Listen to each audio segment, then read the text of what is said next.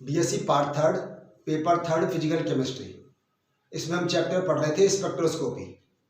Spectroscopy में पहले हमने रोटेशनल स्पेक्ट्रम में रिजिड रोटेटर मॉडल के बारे में पढ़ा था और उसके बाद फिर पढ़ा हमने नॉन रिजिड रोटेटर मॉडल।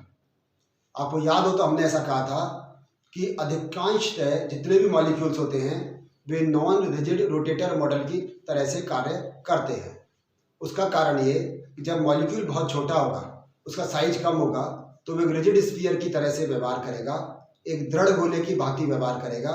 लेकिन जैसे ही उसका साइज बड़ा होता है तो वो हॉलो स्फीयर बन जाता है और उसमें रोटेशन के साथ साथ वाइब्रेशन भी होने लग जाते हैं। तो कुछ एनर्जी उसकी वाइब्रेशन में भी खर्च हो जाती है, इसलिए वह रिजिड रोटेटर की तरह व्यवहार नहीं करता है। आपको ये भी याद होगा जब हम रिजिड रोटेटर मॉडल पढ़ रहे थे तो हमने कहा था कि स्पेक्ट्रल लाइंस इक्वी डिस्टेंस पर होती हैं या सम दूरी पर होती हैं और इनके बीच में जो डिफरेंस होता है वह 2b का होता है। यह भी आपको याद होगा। लेकिन जैसे ही हमने बात की थी नॉन रिजिड रोटेटर मॉडल की, नॉन रिजिड रोटेटर मॉडल में लोअर रोटेशनल क्वांटम नंबर पर जब जे की वैल्यू 0, 1 है, यानी कि बहुत कम जब जे की वैल्यू है, जब रोटेशनल क्वांटम नंबर का मान कम है, उस समय तो यह रिजिड रोटेटर की भांति व्यवहार करता है।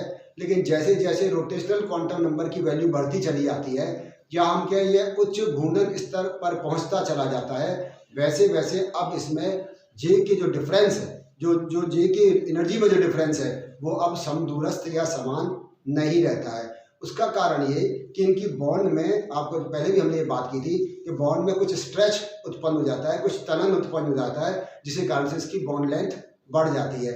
और थोड़ा जैसे जैसे ऊर्जा स्तर बढ़ता चला जाएगा, जैसे जैसे हायर रोटेशनल क्वांटम नंबर पर पहुंचते चले जाएंगे, उच्च घूर्णन ऊर्जा स्तर पर चलते चले जाएंगे, वैसे वैसे इसमें बॉन्ड लेंथ थोड़ी थोड़ी बढ़ती चली जाती है, जिसके कारण से घूर्णन ऊर्जा स्तर समान दूरी पर नहीं रहते हैं। इसके लिए भी जब हमने वो निकाला था सिलेक्शन रूल, तब हमने कहा था डेल्टा जे इक्वल टू +-1 होता है, चाहे वो रिजिड रोटेटर हो चाहे नॉन रिजिड रोटेटर हो। उसका मतलब भी हमने यह सीखा था कि डेल्टा जे +-1 का मतलब यह है, यदि +1 है इसका मतलब वो एब्जॉर्प्शन स्पेक्ट्रम की बात कर रहे हैं और उसमें केवल एक रोटेशनल क्वांटम नंबर में परिवर्तन आया है। और उसके बाद जब -1 की बात करते हैं तो उसका मतलब यह है कि वो इमिशन स्पेक्ट्रम की बात कर रहे हैं। हमने यह भी कहा था कि यदि +1 है, क्योंकि अधिकतर जो स्पेक्ट्रम मिलते हैं वो एब्जॉर्प्शन स्पेक्ट्रम होते हैं, क्योंकि हम सब्सटेंस को इन कंडीशंस तक या ताप दीप तक गर्म नहीं करते हैं।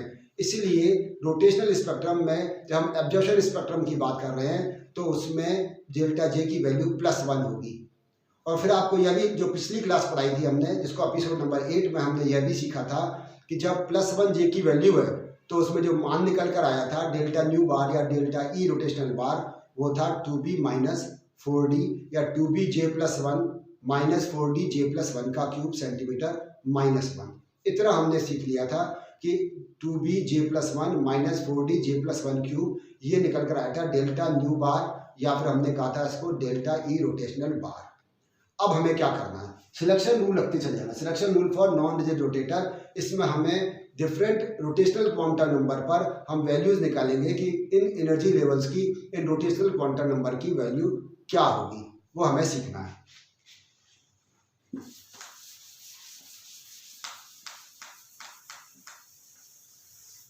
अब जरा बात को समझने की कोशिश करो। हमने सीखा था कि डेल्टा न्यू बार, या जिसको हम कहें डेल्टा ई रोटेशनल बार, ई रोटेशनल बार, ये बराबर कितना था 2b j+1 - 4d j+1 cube centimetre -1, ये निकल कर आया था। ठीक है, अब बात करो व्हेन j = 0, j बराबर जब 0 तो ये वैल्यू क्या निकलेगी। अब आप देखो यहाँ पर है 0 तो केवल ये 1 बचेगा, तो यहाँ आ जाएगा 2b माइनस ये 1 मतलब 1, तो आया -4d, 2b - 4d centimetre -1।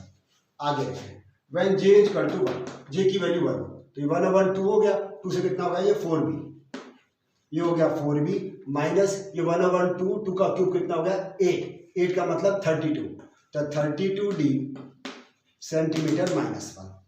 When j = 2, j की वैल्यू कितनी है जो, यानी कि इसके रोटेशनल क्वांटम नंबर का मान कितना है 2। तो यहाँ कितने का 2 और 1 3 हो गया, 3 से कितना हो गया 6b। यहाँ पर 2 और 1 3, 3 का क्यूब कितना होगा 27, और 27 से यहाँ किया तो 4 मतलब 108d सेंटीमीटर माइनस 1। इसी तरह से मान लो j इक्वल टू 3 है, तो यहाँ कितना आ जाएगा 3 + 1 4, 4 से हो गया 8b, और माइनस आ गया 3 + 1 4, 4 का क्यूब कितना हुआ 64, 64 से इंटू 4 हो गया 256, 256d सेंटीमीटर माइनस 1। अब समझने की कोशिश करो कि इससे हम क्या कहना चाहते हैं।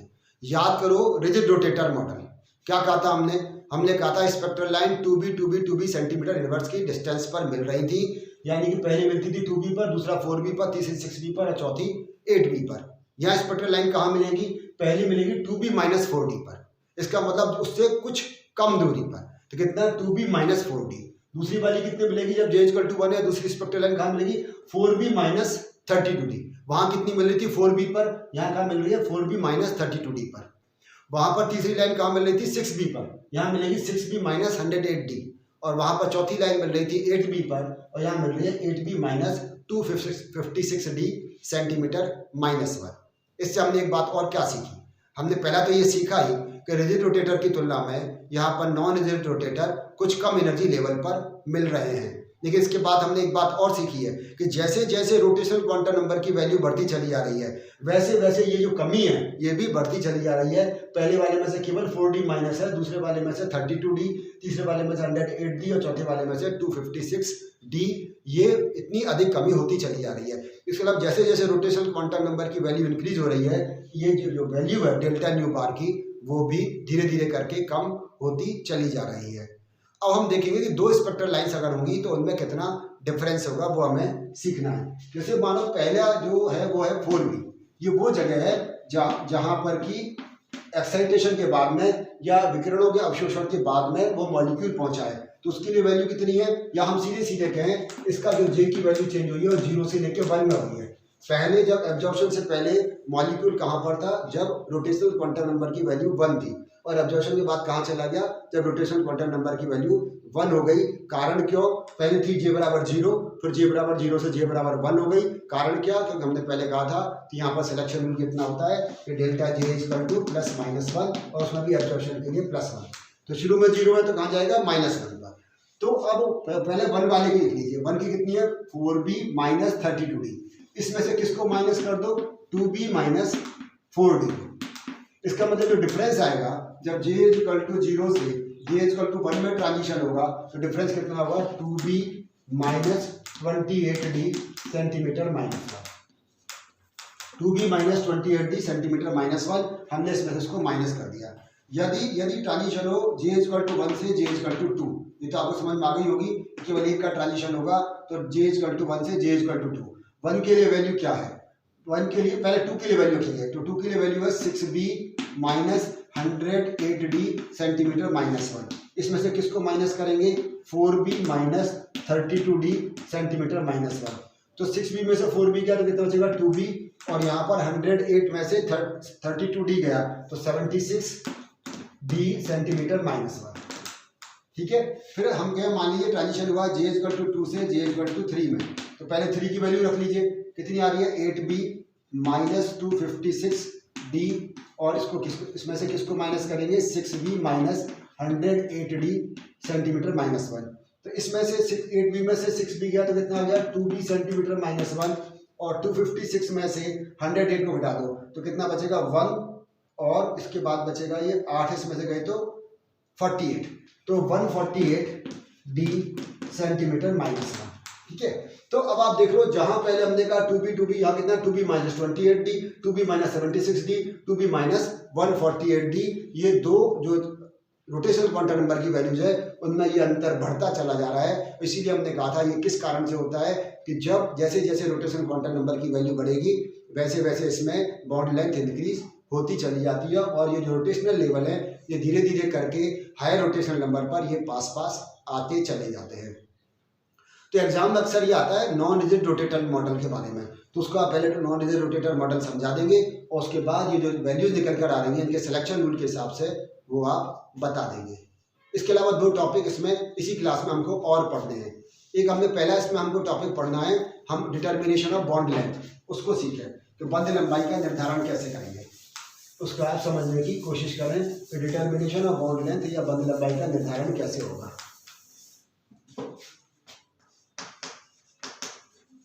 Determination of bond length,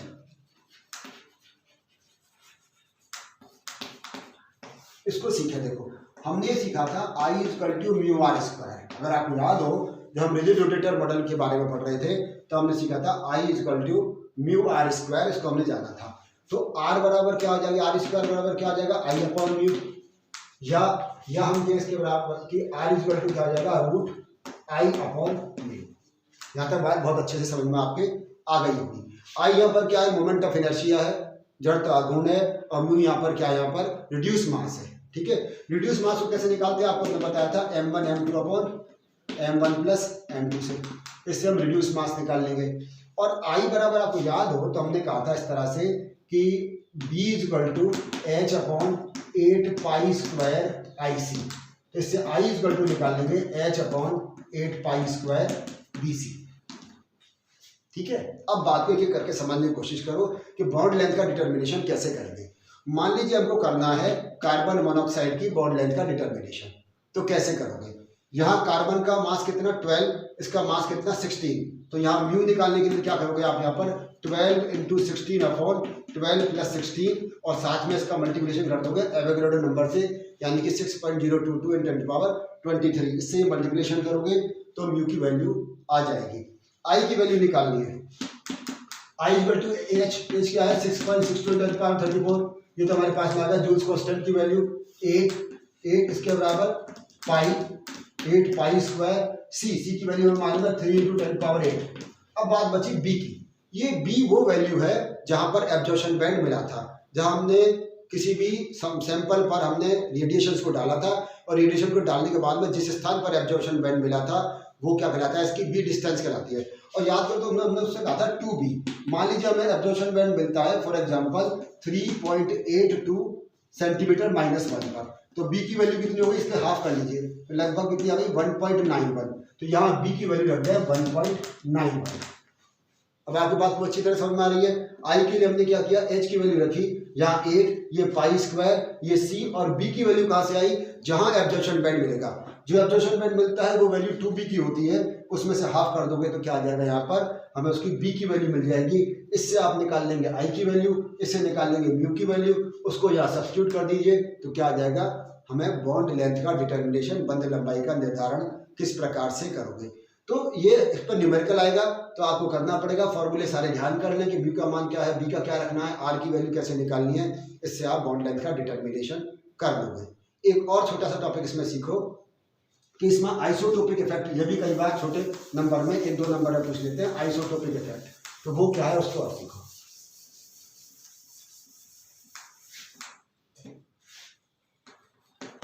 isotopic effect,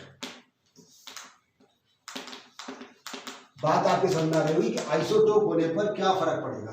जैसे मान लीजिए हम लेते हैं, यही CO की बात लेते हैं, इसका एग्जांपल पहले लिया, एक हो सकता है ये 12 CO, एक हो सकता है ये 13 CO, यानी कि हमने कार्बन का हमने एक लिया है आइसोटोप 12, एक कार्बन का हमने आइसोटोप लिया है 13। बात को समझने की कोशिश करें, हमने क्या कहा, I equal to mu R square, या यहाँ आर स्क्वायर बराबर क्या होगा, I अपॉन म्यू, या हमने जैसे पहले भी लिखा था I equal to root I upon mu. इसका क्या मतलब समझ में आता है, इसका मतलब ये समझ में आता है हमें कि यहाँ पर म्यू आर के इनवर्सली प्रोपोर्शनल होगा। या दूसरा वाला इक्वेशन हमने लिखी थी B equal to H upon 8 pi square IC, या हम लिख रहे हैं यहाँ पर, और I इक्वल टू या I की वैल्यू रख दीजिए यहाँ पर, तो B इक्वल टू क्या आ गया, एच अपॉन 8 पाई स्क्वायर, और I की वैल्यू क्या है, म्यू आर स्क्वायर। इससे आपके क्या बात समझ में आती है, हमारी बात समझ में आती है कि म्यू और बी, यानी कि जहां एब्जॉर्प्शन बैंड मिल रहा है उसकी पोजीशन, और म्यू, ये क्या होंगे, एक दूसरे के इनवर्सली प्रोपोर्शनल होते हैं, या एक दूसरे के व्युत्क्रमानुपाती होते हैं। यानी कि म्यू का मान जितना बढ़ेगा बी का मान उतना कम होता चला जाएगा। इसका मतलब म्यू का मान कब बढ़ेगा, जब हमें हैवियर आइसोटोप लेंगे। तो मान लीजिए हम यदि कार्बन का 12C लेते हैं, उसके लिए वैल्यू मान लीजिए आ रही है 82। तो अगर हम 13C लेंगे तो उसके लिए इसकी वैल्यू इससे कम आएगी, मान लीजिए जैसे आती है 3.76 सेंटीमीटर माइनस 1।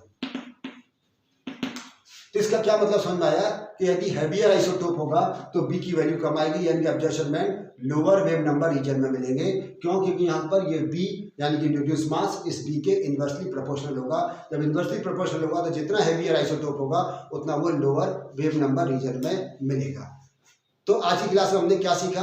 हमने सीखा एक तो नॉन रिजिड रोटेटर मॉडल के लिए किस प्रकार से सिलेक्शन रूल लेते हैं, उनके एनर्जी लेवल्स में कितना डिफरेंस होता है, और ये कैसे जैसे जैसे रोटेशनल क्वांटम नंबर की वैल्यू बढ़ती चली जाती है वैसे वैसे ये मान कम होता चला जाता है।